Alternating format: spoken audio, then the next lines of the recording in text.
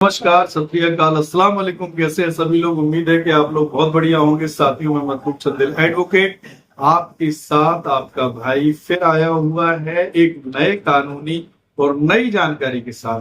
तो साथियों, जिस तरीके से हमारे पुराने वीडियो जो मैंने बनाए थे वो बहुत अच्छे रेंजिंग पर पहुंचे, चूंकि आपका सहयोग लगातार जारी रहा, तो उसी सहयोग को बनाए रखिएगा। आगे हम फिर इस वीडियो के माध्यम से अपनी बात आपसे कहना चाहते हैं।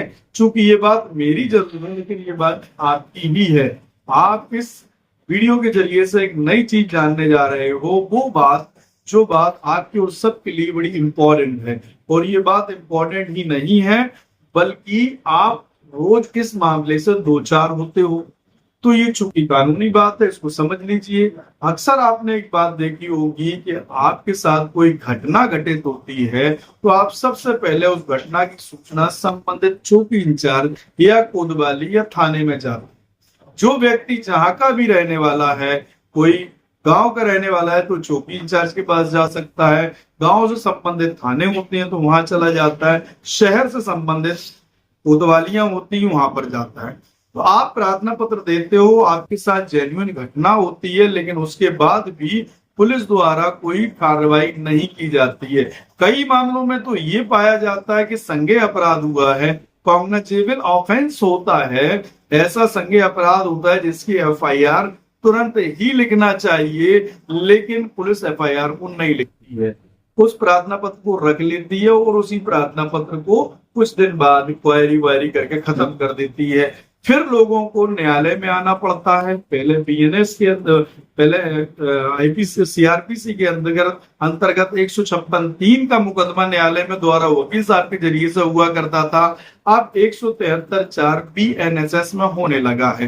तो ये मुकदमा न्यायालय में करते हैं, अपनी बात पूरी बताते हैं। जब न्यायालय आदेश करता है तो एफआईआर लिखी जाती है। अब लेकिन एक बहुत बड़ा इशू सवाल है कि न्यायालय ने आदेश किया तब एफआईआर लिखी गई। क्योंकि न्यायालय ने सारे फैक्ट को समझा, एफआईआर का आदेश किया, पुलिस ने एफआईआर लिखी। तो सवाल ये आता है कि जब प्रार्थना पत्र प्रथम दृष्टया पहली ही बार कोतवाली थाने में दिया गया था तो पुलिस ने एफआईआर क्यों नहीं लिखी?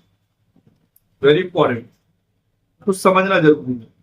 और 56(3) का मुकदमा 173(4) का कोई भी केस न्यायालय में जब तक नहीं हो सकता है जब तक कि आप थाने में प्रार्थना पत्र नहीं देंगे या एसपी को रजिस्ट्री नहीं करेंगे। इससे ये प्रमाणित होता है कि आप डायरेक्टली कोर्ट नहीं आए, बल्कि आपने पुलिस को इस घटना की सूचना दी। सूचना देने के बाद जब पुलिस ने कोई कार्रवाई नहीं की तो आपने उसके सक्षम अधिकारी या बड़े अधिकारी को, जिसको सुप्रिंटेंडेंट ऑफ द पुलिस कहा जाता है, एसपी कहा जाता है, आपने उसको भी सूचित किया। तब भी आपके ऊपर, आपके मुकदमे में, आपके प्रार्थना पत्र पर कोई कार्रवाई नहीं। सवाल ये है कि यहां पर पुलिस को क्या सजा है? कानून समझिएगा, जब कानून पढ़ेंगे ना तो उसी चीज में सारी चीजें निकलती। बहुत सारे लोग इसको नहीं समझते, लेकिन या तो ये माने कि पुलिस से डरते हैं, उसके खिलाफ जाना नहीं चाहते।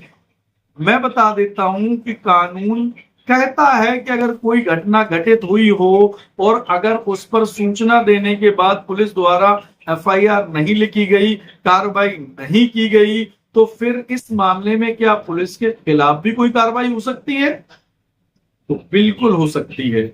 आप समझ लीजिए, एक सेक्शन है जो सीआरपीसी में आता था 36, जिसको ओमिशन कहते थे।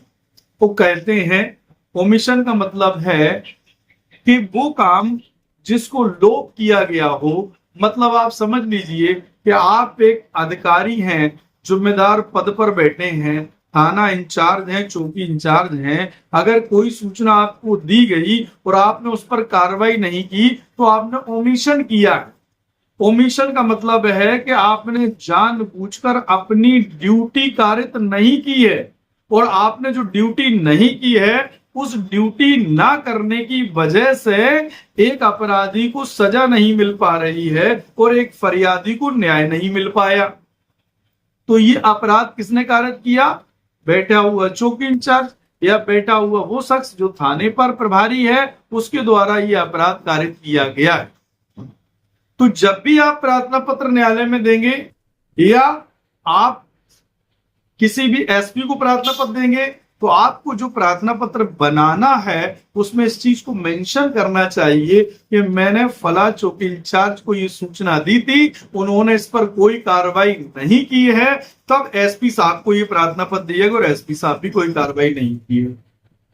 तो जब ये आप लिखेंगे तो ओमिशन का अपराध उस पर लागू हो जाएगा, और अगर आप चाहेंगे तो न्यायालय में भी प्रार्थना पत्र देकर उस एसआई को, सब इंस्पेक्टर को या प्रभारी को भी मुलजिम बनाने का अधिकार रखते हैं।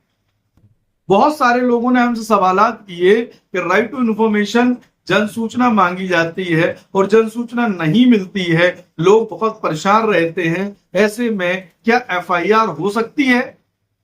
बिल्कुल हो सकती है। सक्षम अधिकारी जिससे आपने जनसूचना मांगी है, देखिए प्रार्थना पत्र एफआईआर पे भी यही बात आ रही है, यही बात जनसूचना के प्रार्थना पत्र पर आ रही है। तो जनसूचना का एप्लीकेशन आप मूव करते हैं, आपको 30 दिन का समय दिया जाता है, उस व्यक्ति के द्वारा 30 दिन में सूचना नहीं दी जाती है, आप उसके खिलाफ अपील में जाते हैं और अपील में जाने के बाद भी ये ग्राउंड होता है कि उस सक्षम अधिकारी ने ओमिशन कारित किया है, वो अपराध कारित किया है कि जिस वजह से एक एप्लीकेंट को सूचना नहीं मिल पाई है।